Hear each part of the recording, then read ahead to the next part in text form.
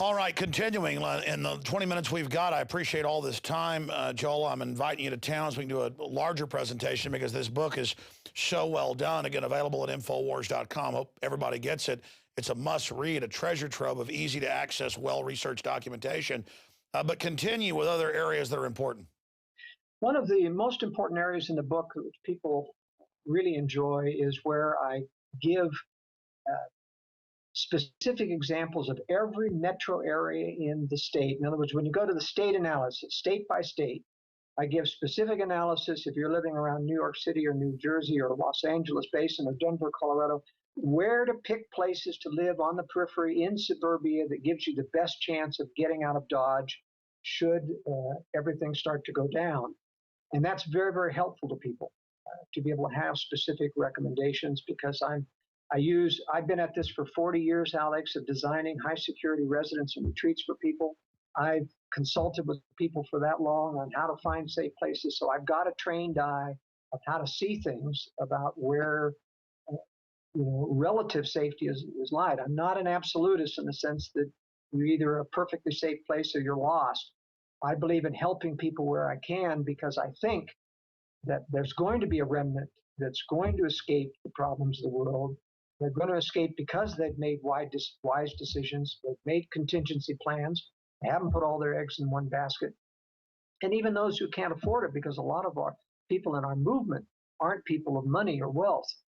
They can do a lot, whether they've got an apartment, whether they team together with friends, pick a friend or a relative in another smaller town that's safer and make arrangements.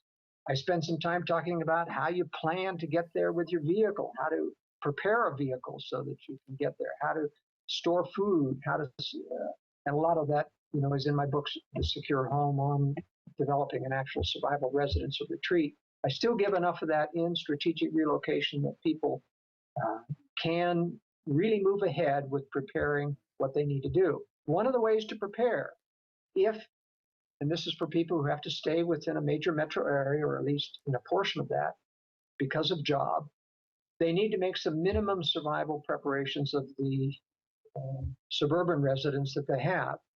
If they can move, for example, and pick a place that's got a half an acre lot, for example, so that they can grow a decent sized garden, so that they can have a few chickens, that's a benefit.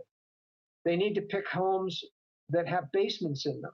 Basements provide you the ability, one, to store things in private, to put concealment in that is not, you're not capable or not as easy to conceal if you're an above ground structure.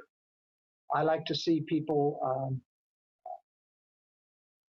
even remodel, add a basement if they don't have basements in an area, add a basement under a remodeling. If there isn't a normal basement in the house, it can actually be advantaged to do a basement under a new addition because no one expects there to be any basement at all if there isn't one under the main house. All of this goes towards helping people understand that if you are in a major metropolitan area, you may have to wait it out. If you don't get out in time, the worst thing you can do is try to jump on the freeway once it's already clogged or when it's imminently going to get clogged. It's better to sit back and wait for things to clear out a little bit and then come out a couple of weeks later. So I recommend that everybody who's got a contingency plan for getting out of Dodge also prepare to stay 2 weeks closed up and concealed in hidden storage or hidden areas within their own home. Sure. Let me add this caveat. A lot of people rely too much on guns, but then others don't rely on them at all. If you've got firearms, A, you better have ammo, a lot of it, and B, you better know how to use that firearm. So I think so many people buying 3, 4, 5, 6 million guns a month now, all-time record, they're not getting training. And the number one issue with a gun is get the training and also think out, what are your rules of engagement? When do you use it?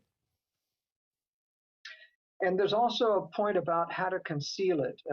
And I believe, and I talked about this in my World Affairs briefing a couple of weeks ago when we talked about Obama's executive order on commandeering national resources.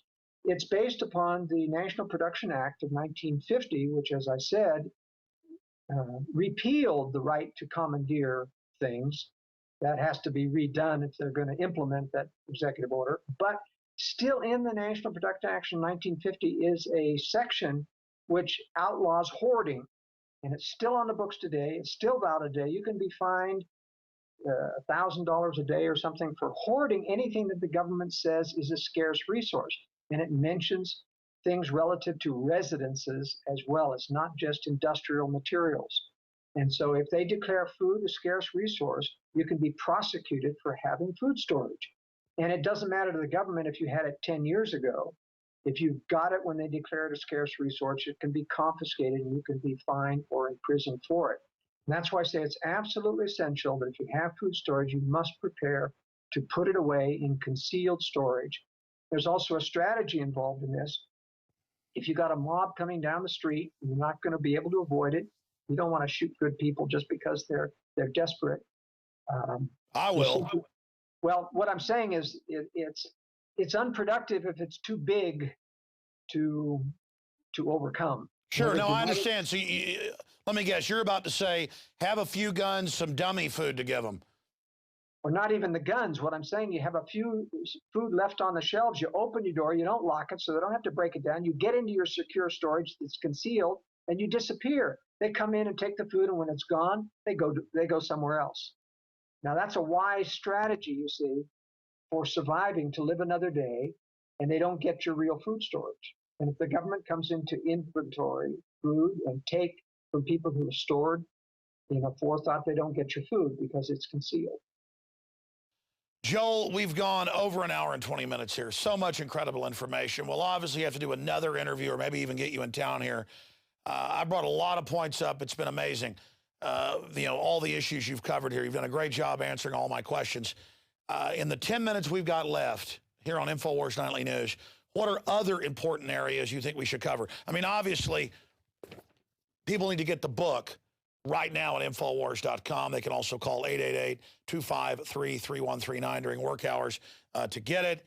But what do people, out there who have no knowledge, what else can they do to get started? I mean, I think that's my message is, shouldn't they just get started investigating? Well, they do need information and knowledge.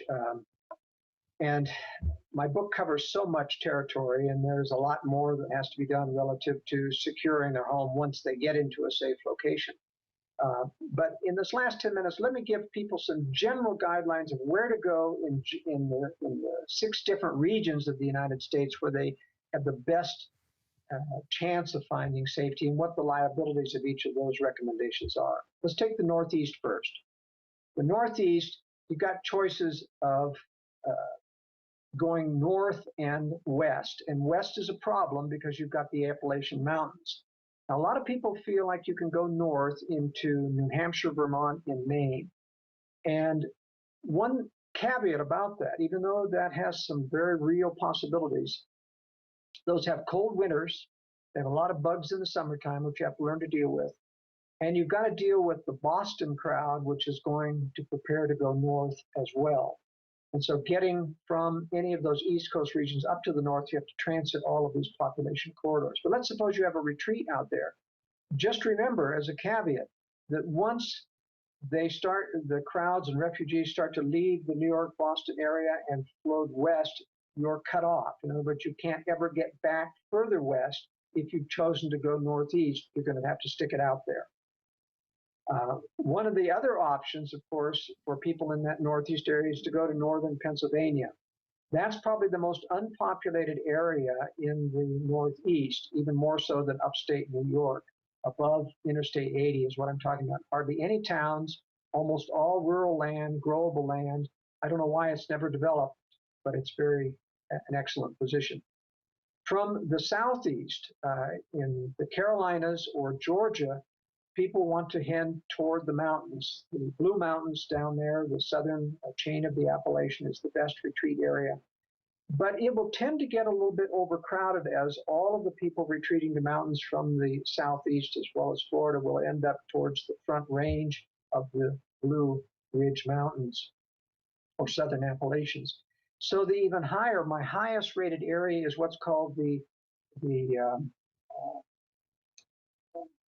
Cumberland Plateau, and this is in southern Kentucky down through eastern Tennessee. The Cumberland Plateau is a 1,000-foot high plateau, that most of the people live in the valleys around this plateau. There's very few population up above, but it's forested. It has good growing capability. Generally speaking, when people are retreating and come through the Appalachian Mountains into Tennessee and the farmland in the valleys, they'll look at these 1,000-foot escarpments leading up to the plateau and say, no, I don't want to climb that. And that's why I think that in the East Coast, the highest safety rating goes to that Cumberland Plateau area, and that's generally north of Chattanooga, Tennessee. You do have to watch for the Knoxville area, which is east of the plateau, because that's got a major nuclear target there, as well as government underground infrastructure in that area. When it comes to Alabama, Mississippi, and Arkansas, the Ozarks area in northern Arkansas and southern Missouri are the preferred areas for retreating in that part of the land. I was about to, an hour ago, bring that up. We have government facilities posing as civilian homes there in the Ozarks. That's even been in the news. These giant armored castles they're building with underground connections and things. That's actually, made it into the news. All these billionaires right in that area of the Ozarks digging in. That's right. These are people who have had government connections. I don't think most of them, but a very few of them, might be actual direct government, dark side operators, that the type that are moving to Colorado. But you're right. Some very unfortunate, unwise, wealthy people have built some castles there that are just so high profile. I don't think they have a prayer of surviving because they're too high profile. It's an unwise strategy. They're building classical castles. No. What's wrong with the castle defense? Well, you can always roll up a bigger tank. That's the problem. Anytime you have a fixed fortress mentality, you're dealing with a government that eventually will get to you if you resist. It's okay, for against people, but I think ultimately the government's going to be the problem. So the answer is don't get noticed. That's right. Stay low profile. And it's no matter how much money you have, it's better to spread that money into multiple eggs in multiple baskets rather than try to make a huge fortress that is obvious, something that everyone for 100 miles around is going to know about. Well, that's what my instinct has told me, is that I live in close to Austin, but try to buy this inexpensive shack 100 miles in the absolute cruddiest area possible and just have an underground, stored food there and basic necessities. And that's what I'm looking at right now, just absolutely middle of nowhere. And it's important when you live near a nuclear target. There are certain cities, about 15 or 16 cities I've identified in their targeting maps in strategic relocation. When you live or have to live in those, it's important to relocate to behind a mountainside in that area so that you're not in that visible radiation map of a nuclear weapon going off. Is that why Texas is so bad? It has so many military bases? I mean, I live in Austin, Texas. Well, I live outside Austin now. I mean, just a general selfish question. What would you do if you lived in Central Texas? Well, I would get west into the hill country. There are no military bases other than San Antonio, so you need to steer clear of that. But I think the hill country farther west. Sure, I noticed in your book you speak well of the hill country. That's where I live, is away from San Antonio, but out to the west. That's right. And that's the preferred place. It's close enough to commute, and yet it's got enough hills to give you shielding, and there is water underground there, so I think it's survivable. How did you do all this research? I mean, the U.S. is so giant. I live there, and you even know about that area. It's a tiny area. Well, as I say, I've designed homes all over the United States for the last 40 years, and so when you get into those areas and you stay and you supervise construction, you get to know the area. But again, I've got a little place right outside town, only 25 miles or so. My gut tells me, well, perhaps you can privately consult for me of where maybe even 50, 100 miles out, I can have a real place to go hide out at if everything collapses. Yeah, definitely a person as high profile as you are, Alex, needs to have multiple retreats. Because I've had the debate with my wife. She grew up all over the world. Her dad was a diplomat. And she goes, I've seen tyranny. I've studied it. And she also took political science. And she's like, should we get out of here? And I'm like, look, as high profile as we are, stand and fight. And I've sold her on that idea. But plus, it's the right thing to do. But at the same time, if I'm cut off communications-wise and can't be on the air or the internet, there's no point. I've got to then disappear. Well, that's right. And at some point, I'm afraid for a period of time, all of us activists are going to have to disappear. But I think there's ways to prepare in advance to be able to get some word out, to give some direction, to give some leadership to where people ought to be going, to coalescing. And I think we have to prepare in advance for that. And that's not only a safe location, but that's has to do with safe communications and alternative communications. No, that's what I'm doing now, is learning how to use shortwave transmitters and then have people that are ready to get the message. I mean, I want listeners to understand something. I'm really preparing. I mean, I really believe this. People are like, oh, you just want to sell some preparedness book. I hope that we fix things and it doesn't go where it's going, but I hope we wouldn't get Obamacare. I hope the TSA wouldn't be at highway checkpoints. I mean, I saw them on C-SPAN 10 years ago lay out their plan. That's what's so frustrating, Joel, is so much of this is out in the open to those of us that research, and then the general public just says, oh, none of it's true. They have no idea how real this is. One of the problems that I have to deal with all the time is nobody believes that there's an ulterior evil agenda involved with that. They believe the terrorism excuses, and I have to go to great lengths to try to give them examples of how terrorism has been created, that the terrorism prosecutions have been because of agent provocateurs hired by government to go in and give them the weapons, to talk them into using them, to cajole them, to twist their arms, to bribe them. Without that knowledge, which the mainstream media does not give them, they're incapable of coming to the conclusion. And to some extent, they're guilty of having and not listening to conscience. I believe that everybody who really is an astute listener to conscience is going to get nervous feelings about where this country's going, about the excuses government gives. They're going to suspect that something's wrong. And if they don't suspect, I don't know if we can help them. Well, exactly. I mean, if you're not noticing what's happening now, something is fundamentally wrong with you. I mean, the bedrock tyranny of TSA announcing all over the country they have plain clothes, undercover people listening to our conversations. Isn't that a desperate gambit to just scare us that, ooh, you're being listened to? Or getting us used to it. Yeah. And I think that was the reason why they leaked, the government leaked to the press some of their illicit transcripts so that they could come up with a congressional solution that would give government partial power. And with that partial power, they can hide even more illicit surveillance. I mean, they're surveilling everything. They have been ever since Islam was created.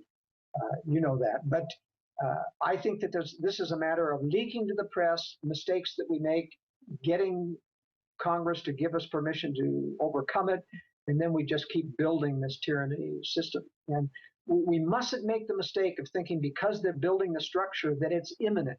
Because if we cry wolf too often that it's imminent, it's next month, all the time you have somebody saying that somebody was a Christian, heard he was part of the National Guard, and he heard that they're going to take over next month. We've got to be careful of those kinds of disinformation things, because I think we mustn't discredit the fact that it really is going to happen someday by those that are crying the sky is falling too early.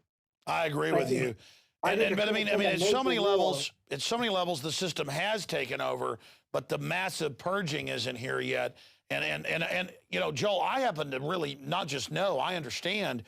People speaking out have actually slowed it down as well.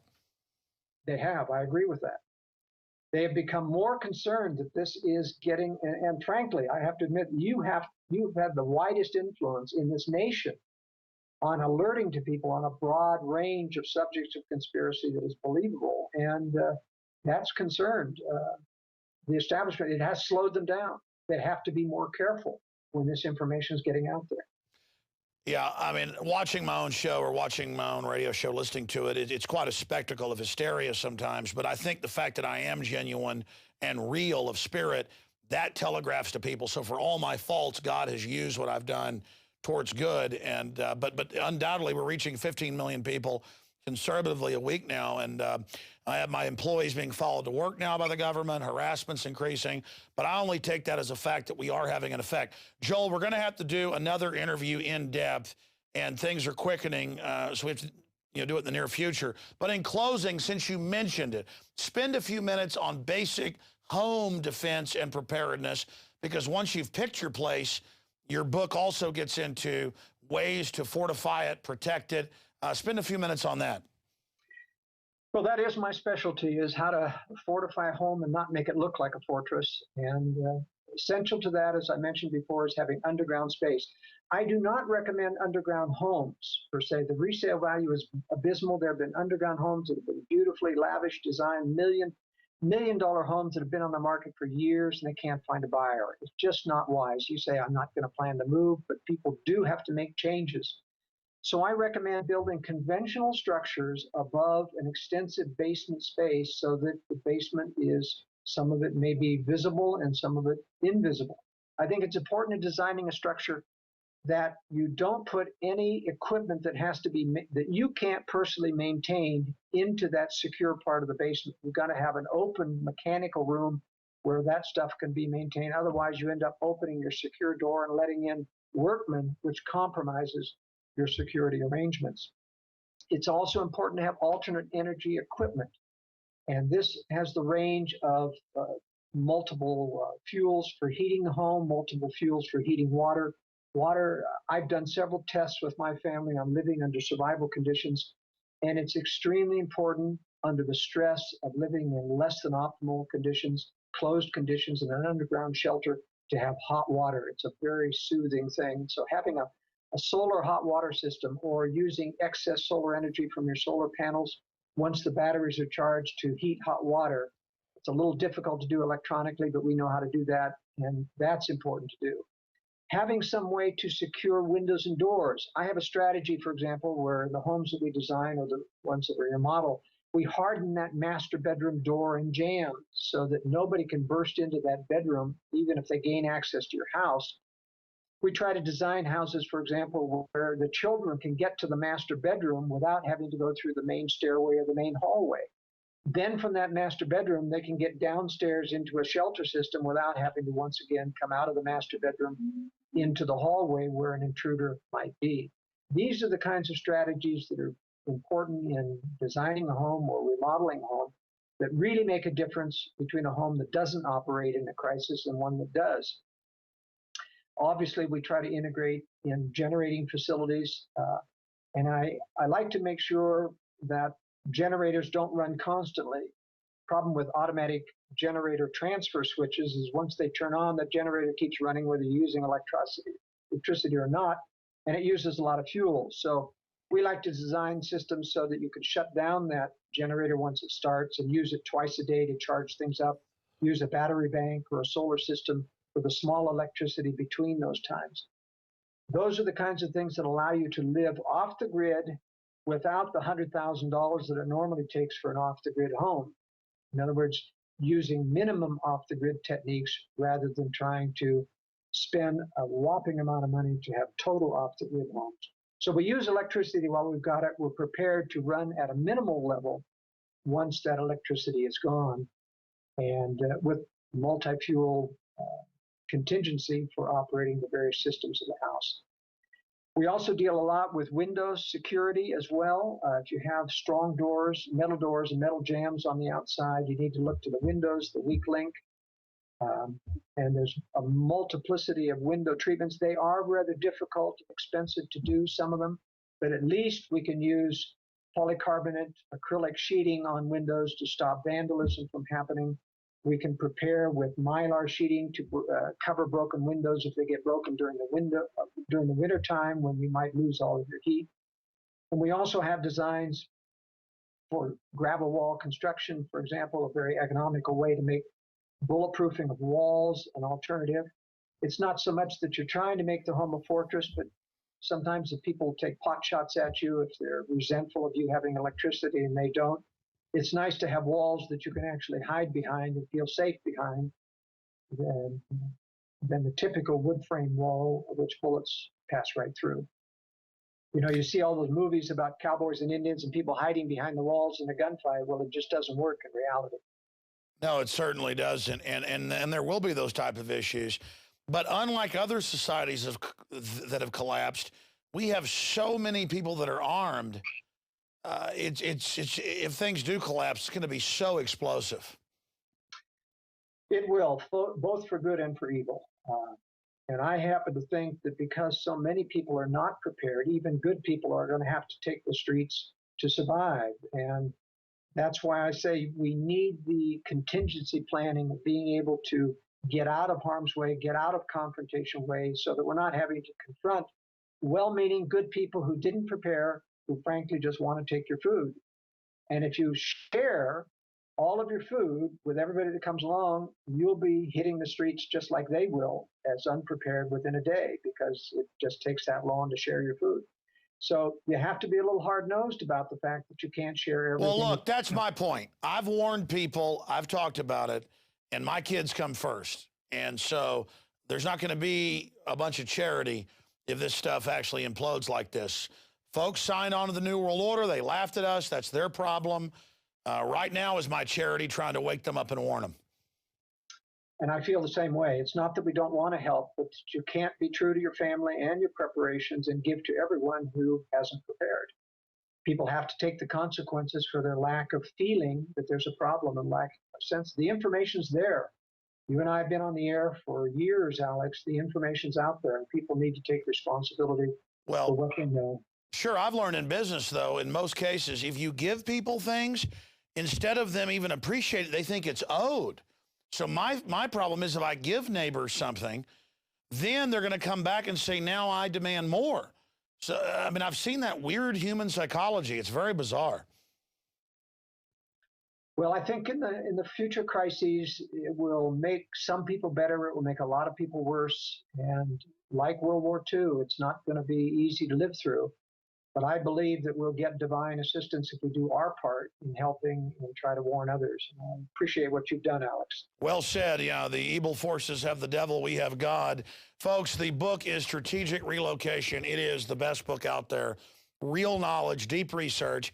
I mean, the Texas Hill Country is a tiny area outside Austin, and he knows all about that because the info I read in the book, it was very accurate. For my own research, before I'd even read his book, I decided 5 years ago to move out there. And then a couple of years ago, I finally read the book, the second edition. I was like, wow, this is really good information. It's available at Infowars.com. And Joel, let's have you to town to do another big report, in depth. Thank you for spending so much time with us. I hope viewers out there get this video out to everyone they know. Joel Skousen of World Affairs Brief, thank you so much. Thank you, Alex. Thank you.